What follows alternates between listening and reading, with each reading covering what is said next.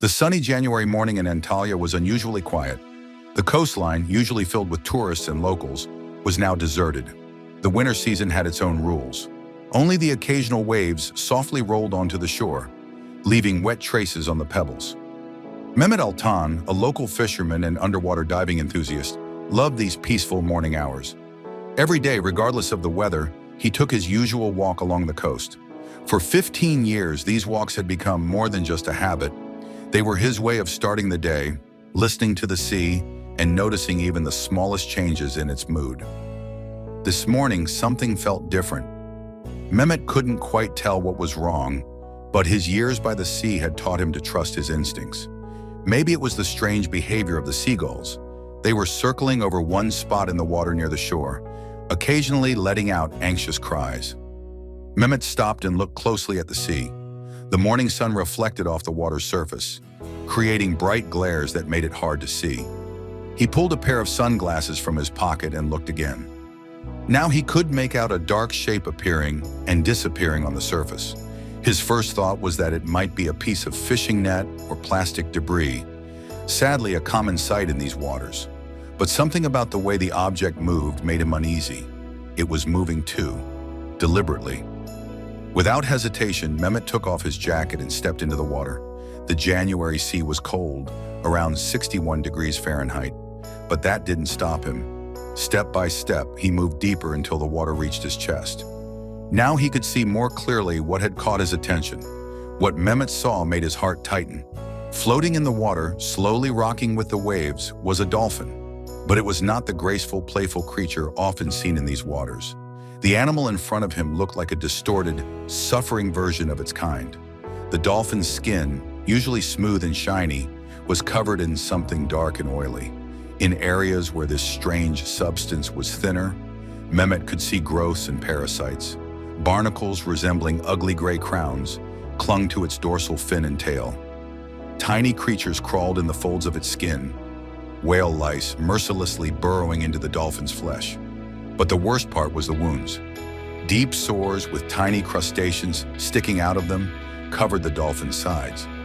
In some places, Mehmet could see wriggling nematodes, parasitic worms that had burrowed deep under the skin. All of this painted a picture of unbearable suffering. The dolphin was still alive, but every breath seemed like a struggle. Its blowhole made harsh, wheezing sounds with each exhale.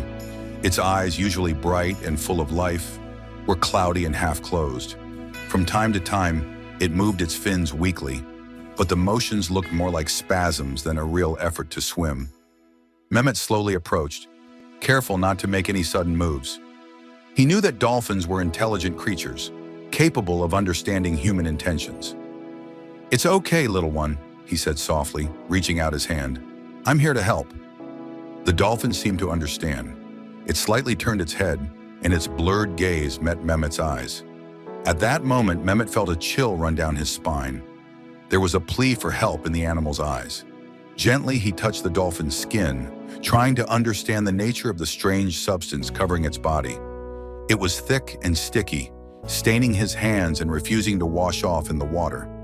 It had a strong, distinct smell, one Mehmet couldn't immediately recognize but found vaguely familiar. Trying to clean the dolphin's skin with his bare hands was useless. The black substance seemed to have soaked into its skin, and in places where he managed to remove a little, new clusters of parasites appeared. It was clear that professional help was needed. Mehmet pulled out his waterproof phone and dialed the Marine Animal Rescue Service. His hands were shaking, leaving dark smudges on the screen.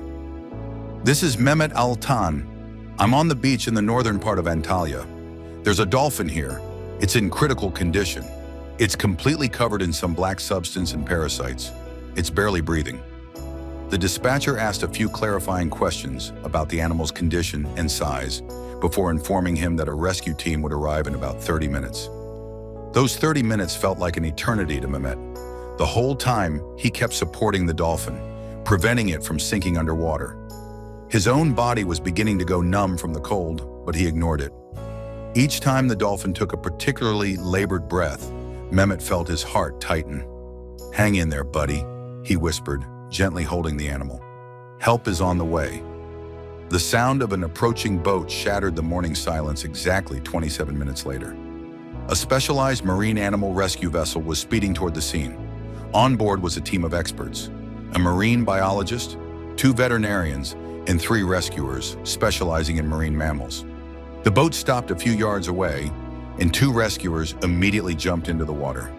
They were wearing protective wetsuits and carrying special equipment for transporting marine animals. "You did the right thing by calling us," one of them said after quickly assessing the situation. "The condition is critical. We need to act immediately." The rescuers unfolded special soft stretchers in the water designed for dolphin transport. Working with professional precision, they carefully guided the animal onto the floating platform. The dolphin didn't resist. It seemed to understand that these people were trying to help. Lifting it onto the boat was the most challenging part. They had to be extremely careful to avoid causing additional pain to the already suffering animal. Using a special crane, the stretchers were slowly hoisted out of the water. The dolphin let out a weak whistle. Whether from fear or pain, Mehmet couldn't tell. On board, the emergency examination began immediately. The veterinarians worked quickly and methodically, checking vital signs, taking samples, and treating the most serious wounds. "Body temperature is low. Breathing is difficult," one of them said while scanning the dolphin with a portable device. "Severe exhaustion, but what concerns me most is this black substance. We need to take samples." Mehmet, who had been helped onto the boat, didn't leave the dolphin's side. He watched as the specialists carefully collected samples of the strange substance covering the dolphin's skin, treated the wounds, and documented the locations of the parasites. "We're heading to the Marine Rehabilitation Center," the team leader told him. "Would you like to come with us? Your help could be useful. The dolphin seems to trust you." Mehmet agreed without hesitation. On the way to the center, he assisted the specialists in keeping the dolphin stable and moistening its skin to prevent it from drying out. From time to time, the animal glanced at him, as if making sure he was still there. At the rehabilitation center, a team of specialists was already waiting. The dolphin was carefully transferred to a special pool filled with desalinated water. This was necessary for initial cleaning and a more detailed examination. The next few hours were filled with intense work. Veterinarians and marine biologists worked non-stop to stabilize the animal's condition. They used special solutions to clean its skin, carefully removed parasites, and took blood and tissue samples for analysis. "I've never seen anything like this," said Dr. Ahmet Yilmaz, the center's chief veterinarian, shaking his head as he examined the initial test results. "This many parasites, it's not normal for a healthy dolphin.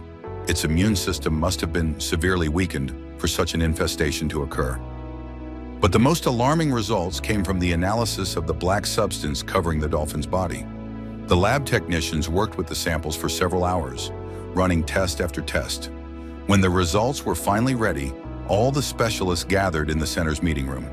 "It's oil," announced Dr. Aishi Demir, head of the laboratory. "But not just any oil. Based on its chemical composition and the degree of weathering, it has been in the water for several months. And more importantly, we were able to determine its origin." She displayed the analysis results on the screen. The graphs and chemical formulas didn't mean much to a non-expert, but her next words made everyone freeze. "This oil is an exact match to the samples taken after the Kerchi Strait disaster 3 months ago." A heavy silence filled the room. Everyone remembered the news about the tanker collision, the massive oil spill, and the horrifying environmental catastrophe whose full consequences were yet to be understood. And now one of its victims lay in their center, fighting for its life. Dr. Demir pulled up a map of the Black Sea on the screen.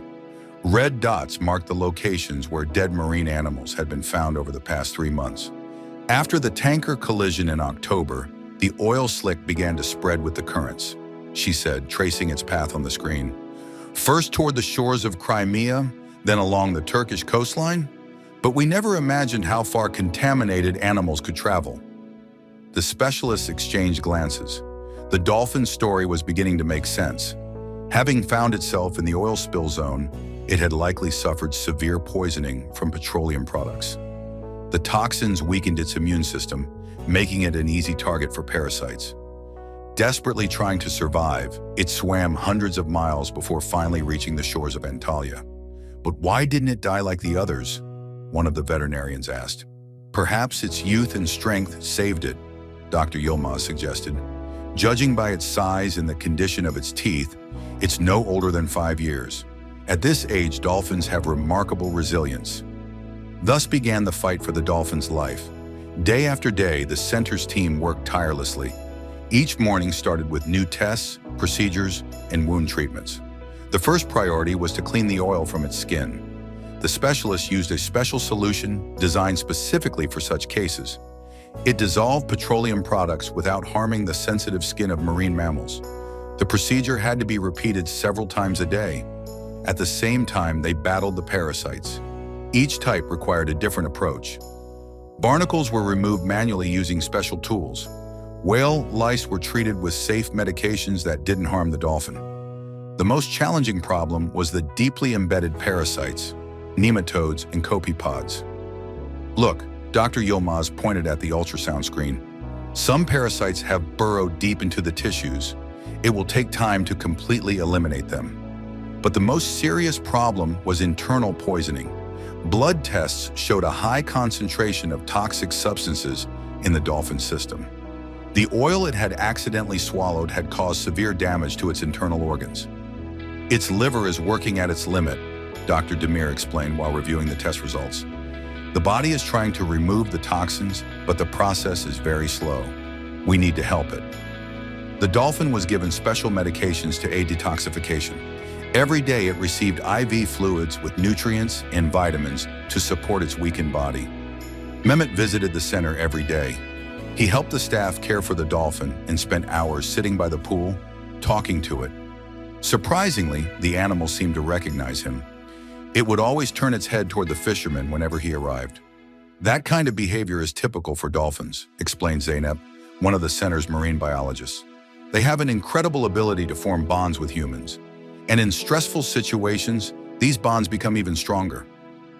Days passed, and gradually, the dolphin's condition began to improve. Its breathing became more steady, and its appetite returned. The wounds on its skin slowly healed, leaving light scars. Blood tests showed a decrease in toxin levels. But the center's team understood that their patient was just one of many victims of the environmental disaster. Every day, new reports came in about marine animals found along the Black Sea coast. Few were lucky enough to receive help in time. This is the largest environmental catastrophe in decades, Dr. Yilmaz stated at a press conference.